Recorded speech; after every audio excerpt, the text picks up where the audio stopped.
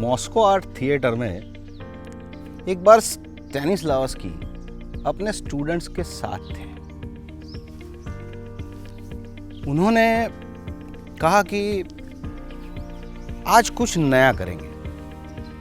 नया क्या करेंगे? उन्होंने सभी स्टूडेंट्स से कहा कि कुछ ऐसा परफॉर्मेंस कीजिए जिसमें आपके जीवन में जो घटना हुई है उसको आप रियलिटी के साथ, फील के साथ प्रेजेंट कीजिए। एक स्टूडेंट थे माइकल चेखोव।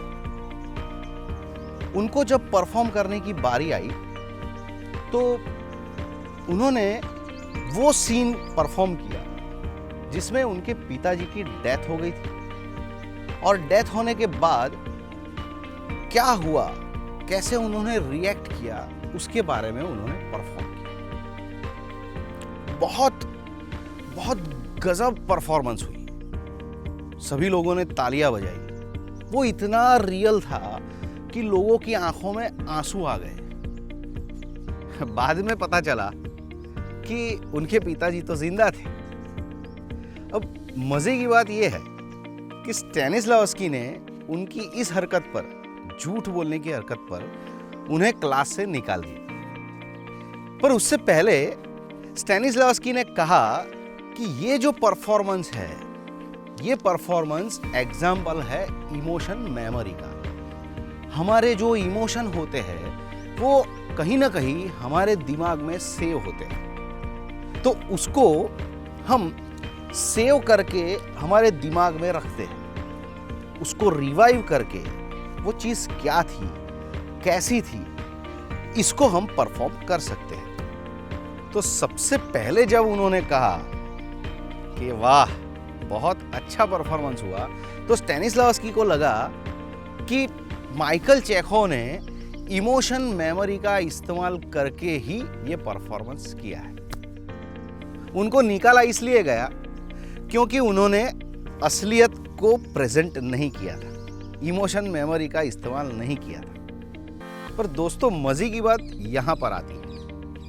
उन्होंने क्या किया था? उन्होंने इमेजिन किया था कि मेरे पिताजी एक्सपायर्ड हो गए, हालांकि वो जिंदा थे, और फिर भी वो इतना अच्छा परफॉर्मेंस क्यों कर सके?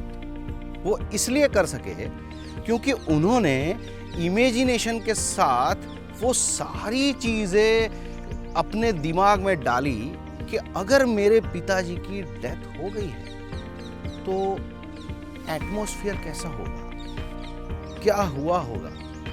अगर ऐसा हुआ हो तो मैंने उसमें रिएक्ट कैसे किया होता। चेखोव की ये जो चीज है एक्टर के लिए बहुत इंपॉर्टेंट है। दोस्तों, इमेजिनेशन का एक एपिसोड हमने किया है। आज ये दूसरा एपिसोड थोड़ी डिटेल में बात करने के लिए। इस कहानी से आपको ये तो समझ में आ ही गया होगा कि इमेजिनेशन करके आप किसी भी सीन को क्रिएट कर सकते हैं। नॉट ओनली इमोशन मेमोरी पर डिपेंड रहो, पर इमेजिनेशन के साथ आप अपनी इमोशन मेमोरी को रिक्रिएट भी कर सकते हैं और न्यूली क्रिएट भी कर सकते हैं। मजे की बात यह है कि अभी यहाँ हम लोग बहुत अच्छे एटमॉस्फेयर में हैं। It's very nice atmosphere. पेड़ है, पौधे हैं, बहुत अच्छा माहौल है, पंछियों की आवाज़ आ रही है।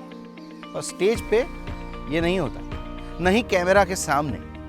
बहुत सारे लोग वहाँ पर होते हैं, बहुत सारे लोग, ऐसे लोग कि जो आपके परफॉर्मेंस के साथ कोई लेन देन नहीं रखते।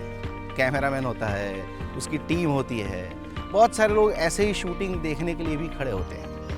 अगर स्टेज है तो स्टेज पर परफॉर्मेंस करने के लिए एक्टर होता है, लेकिन उसको देखने वाले बहुत सारे ऑडियंस में बैठी होती है।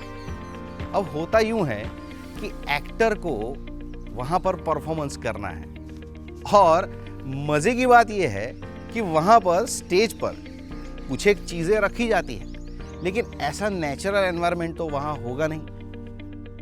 अगर एक्टर को परफॉर्म करना है कि वो अपनी प्रेमिका के साथ किसी गार्डन में है, ऐसी खूबसूरत जगह पर है और वहाँ पर वो अपने आप अपनी प्रेमिका के साथ बहुत प्यार से बातें भी कर रहा है।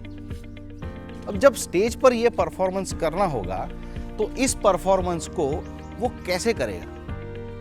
उसे सोचना पड़ेगा कि मेरे राइट हैंड साइड पर एक पेड़ है, मेरी लेफ्ट हैंड साइड पर एक पेड़ है, यहाँ पर कुछ फूल खिले हुए हैं, नीचे गार्डन में अच्छा सा ग्रीन ग्रीन कारपेट है और ऐसे माहौल में मेरी प्रेमिका मेरे पास में बैठी है। अगर ये चीज़ वो इमेजिन कर पाता है तो जो इनर फोर्स कहते हैं, जिसे कहते हैं कि अंदर से आसपास के माहौल को फील करके इमोशन को इग्नाइट करना, एक्टर ये चीज़ कर सकता है। अब सवाल ये आता है कि अगर एक एक्टर को अपने इस टैलेंट को, इमेजिनेशन के टैलेंट को डेवलप करना है तो वो कैसे कर सकता है?